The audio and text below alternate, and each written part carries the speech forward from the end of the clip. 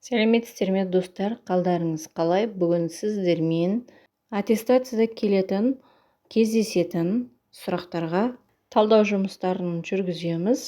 Достар, алдымен каналға тіркеліп, подписация батырмасын басып, лайк и комментарий қалдырып кетсеңіздер. Okay, now the first question.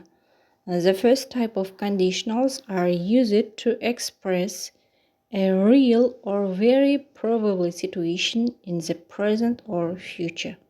Яғни, бірінші шарттарайлы сөйлем дегеніміз осы шақта және келер шақта болатын шынайы іс-әрекетті, шынайы ситуацияларда қолданылады.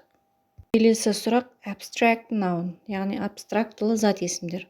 Бұл дегеніміз көзбен көре алмаймыз, оны қолмен ұстай алмаймыз, санай алмаймыз. Осындай зат есімдерді біз abstract noun дейміз. Яғни белгілі бір ұғымды білдіретін зат есімдер, ойлар мен ұғымды білдіретін зат есімдер. Мысалға, freedom, honesty, knowledge, peace, love, mind, happiness and ownership. Осы аталған сөздер, яғни бостандық, адалдық, білім, бейбітшілік, ой, махаббат, бақыт деген осындай сөздер бұл жерде абстрактылы зат есімдерге жатады. Next question, both transitive and the intransitive verb is open. Ауыспалы және тұрақты етістіктерге to open деген сөз жатады. Next question, one of the users of present simple. Осы шақта қолданылу ережесінің бір түрі. General truth and the laws of nature. Жалпы шындық және табиғаттың заңдылықтары. Мысалы, the sun rises in the east. Күн шығыстан шығады. Яғни бұл табиғаттың заңдылығы, шынайы шындық жалпы. Next question, we used it for an action that happened at an understand time in the past. The emphasis is on the action, past perfect. The wallet was so, және to деген сөздер болады, өйткені әмиян өте қатты үлкен дейді. Немесе to-ді қоятын болсаңыз, тым үлкен.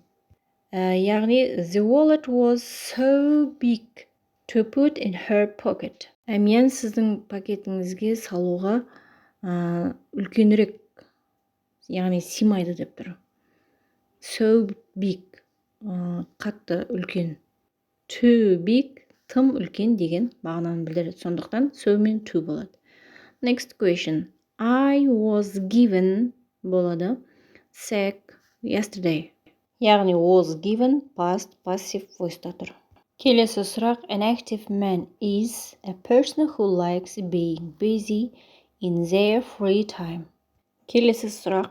The right form of the future tense. Яғни келешектің қай түріне жатады, соны табу керек. We will have returned from the gallery by 5 p.m. Бұл жерде will have returned деген сөзге қарасаңыздар болады. Осы жері бізде future perfect active-ті білдіріп тұр. Яғни future perfect tense-тің формуласы. Келесі сұрақ. A suitable word.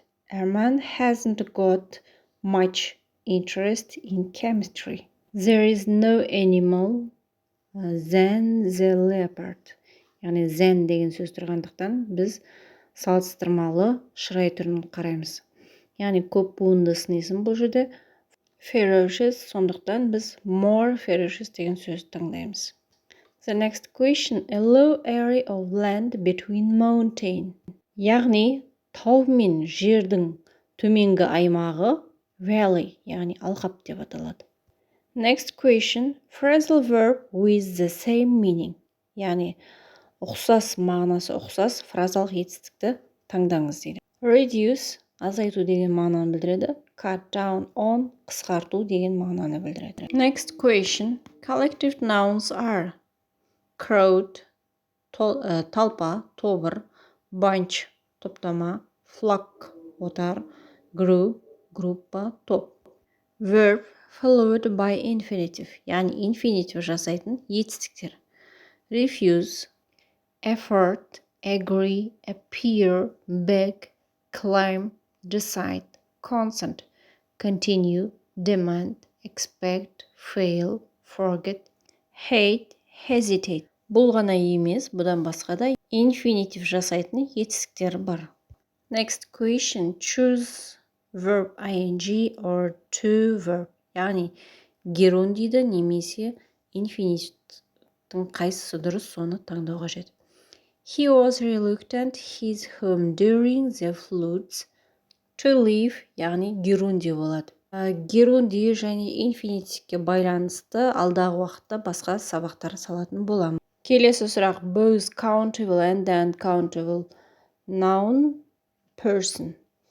Соңғы сұрақ. A very successful book is bestseller. Достар және әріптестер, каналға тіркеліп, лайк, комментарий қалдырып кетсеңіздер, және өздеріңіздің достарыңызбен, туыстарыңызбен бөлісуді ұмытпаңыздар. See you next time.